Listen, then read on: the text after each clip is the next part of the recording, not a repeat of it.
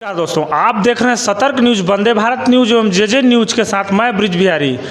मैं मध्य प्रदेश राज्य के सिंगरौली ज़िले में हूं और सिंगरौली ज़िले में हमारे साथ में वार्ड नंबर 9 के काउंसलर, जिनको इंग्लिश में मैं काउंसलर कहूंगा, और पार्षद हैं श्री शेखर सिंह जी और उद्योग व्यापार प्रकोष्ठ के जिला अध्यक्ष हैं। आइए इनसे मैं बात करता हूं कि सिंगरौली के सबसे बड़ी मुद्दे जो हैं विस्थापन का मुद्दा है। आइए इनसे मैं विस्थापन के मुद्दे के बारे में बात करता हूं कि भैया अपना क्या राय देते हैं। हमारे न्यूज़ चैनल में आपका स्वागत है। नमस्कार। देखिए, विस्थापन तो बड़ा दुखदाई होता है जी, मगर जहाँ राष्ट्र की बात है, राष्ट्र की हित की बात है, तो हमें देना ही होगा। अपना ज़मीन, घर, मकान सब कुछ देना ही होगा हम लोगों को। फिर भी हम चाहते हैं प्रशासन से, एनसीएल प्रबंधन से, कि हम लोगों को ज़्यादा से ज़्यादा मुआवजा मिले, जिससे कि हम लोग कहीं जाके बस सकें।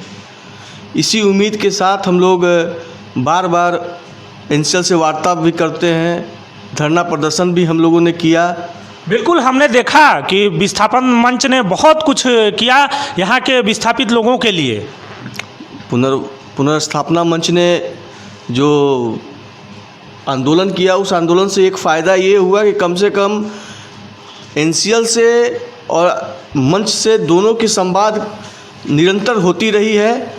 अभी कुछ कारणवश जो है नहीं हो पा रही है, फिर भी वो आगे होती रहेगी। हम लोग हर विषयों पे बात कर रहे हैं मैनेजमेंट से कि क्या लाभ मिलना चाहिए, लॉ एक्ट में क्या है, कानून क्या कहता है, कानून की धाराएं क्या कह रही हैं, उस अंतर्गत जो विस्थापित हैं उनको क्या लाभ मिले, जो प्रभावित हैं उनको क्या लाभ मिले। हम लोग बेहतर से बेहतर कोशिश करेंगे कि हम लोग बेहतर से बेहतर जो है हम लोग इस विस्थापन को बढ़िया से बढ़िया तरीके से लेके जाएंगे, जिससे कि लोगों को फ़ायदा मिले। जहाँ भी जाएं एक अच्छा बसाहट करें, ज़मीन खरीदे, मकान खरीदे, अपने बाल बच्चों को पालन पोषण करें। यही उम्मीद के साथ हम सर, ये सिंगरौली विस्थापन का भारत के हर एक राज्यों में है। देखिए, एशिया का सबसे बड़ा विस्थापन है जी, नगर निगम क्षेत्र में एशिया का सबसे बड़ा विस्थापन है। तो जाहिर सी बात है कि ये देश में इसकी चर्चा तो होगी ही होगी। बिल्कुल, हर एक जगह पे यहाँ का चर्चा है। 1 लाख की आबादी है हमारी। जी जी जी जी 1 लाख की आबादी प्रभावित हो रही है। और कितने वार्ड प्रभावित हो रहे हैं यहाँ से? इसमें कम से कम इसमें 6 वार्ड प्रभावित 6 वार्ड प्रभावित हैं। और दरअसल दूसरी बात यह है कि ये विस्थापन एक जनरेशन का नहीं है, 3-3 जनरेशन का विस्थापन है। ये मतलब 3-3 पीढ़ियाँ लग गई इसको बनाने में।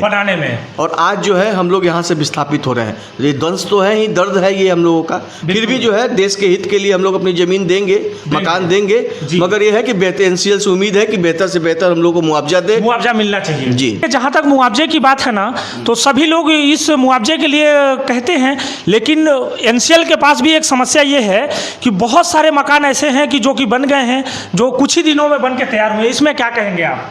देखिए, ड्रोन सर्वे के बाद जी जी जी जो मकान बने हैं, जी, जाहिर सी बात है कि गलत तो है जी, फिर भी ड्रोन सर्वे कराने का अधिकार एनसीएल को नहीं था। फिर भी ड्रोन सर्वे हुआ, उसमें कई विसंगतियां भी हैं ड्रोन सर्वे में। हमने उसका विरोध भी किया था ड्रोन सर्वे का।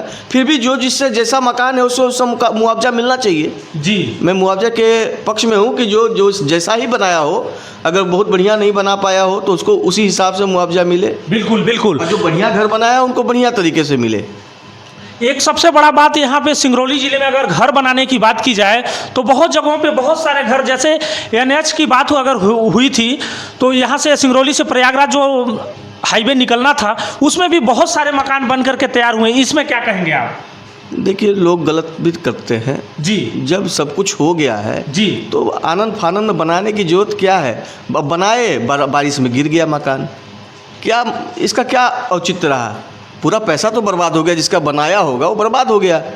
क्योंकि खिरवा एक जगह है, खिरवा से अगर पैर रख के अगर आदमी यहाँ से ले करके यदि चितरंगी तक जाना चाहता है तो आदमी चला जाएगा। इसमें क्या कहेंगे आप? भाई, अब ऐसी स्थिति है, अब इसमें क्या कहेगा? ये लोग समझते तो है नहीं, आनंद फानंद में घर को बना देते हैं।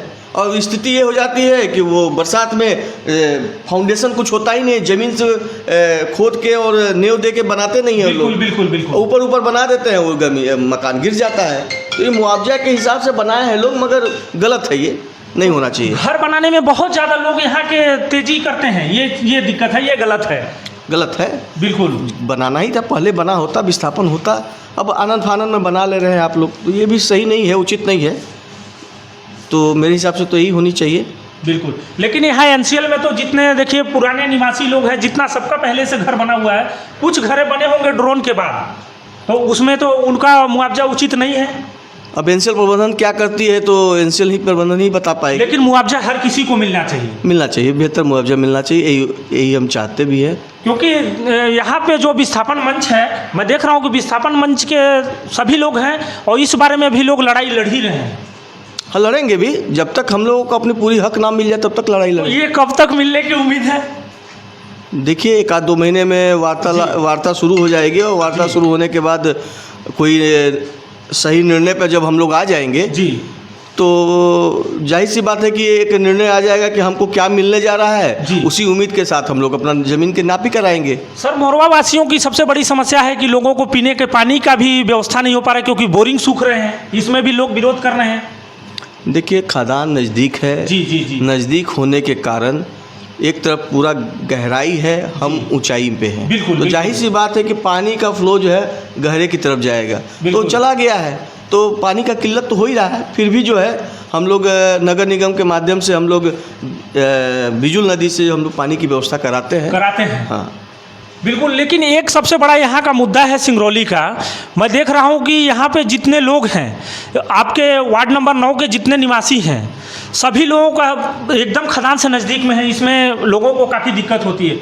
ब्लास्टिंग हो ही रही है, रोज़ ब्लास्टिंग 1 से 2 बजे के बीच में ब्लास्टिंग होती है जी। वो दर्दनाक तो है ही। मकान, बारिश का समय है, मकान गिर जाएगा। आज ही पता चला है कि एक मकान गिर गया है, मैं अभी देखने भी जा रहा हूँ उस मकान को। अच्छा, मकान गिरा है और आप उसको देखने जा रहे हैं? हाँ। कहाँ पे गिरा ये मकान? ये 9 नंबर वार्ड में ही है गिरा हुआ। आपके ही वार्ड में? जी जी। तो बारिश के चलते गिरा, मैं देख रहा हूँ क्या मुआवजा मिल सकता है, कैसे मिल सकता है, उसके लिए मैं बात करूँगा प्रबंधन से, नगर निगम से, कलेक्टर साहब से बात करूँगा, देखता हूँ क्या मिल सकता है उस बेचारे को। देखिए, वार्ड नंबर 9 के पार्षद श्री शेखर सिंह जी हमारे साथ में थे। इन्होंने 29 वोट से जीते थे और ये वार्ड के ऐसे पार्षद हैं, मैं इनके बारे में बताना चाहूँगा, क्योंकि कल हमने देखा नगर निगम में किसी के समग्र आईडी को सुधरवाने के लिए इन्होंने नगर निगम में इनको जाना पड़ा और ये जा कर के सुधरवाएं नगर निगम में। सोचिए, ऐसे मैं बहुत कम पार्षदों को देखता हूँ जो किसी एक व्यक्ति के लिए जाके नगर निगम में सुधरवाएं, और ये जा कर के सुधरवाते हैं। भैया के पास जो कि बिजी शेड्यूल है, इनके पास टाइम नहीं रहता, फिर भी जा कर के वो सुधरवाते हैं। और ऐसे पार्षदों के बारे में आप क्या कहना चाहेंगे, कमेंट करके बताएं। जय हिंद, जय भारत।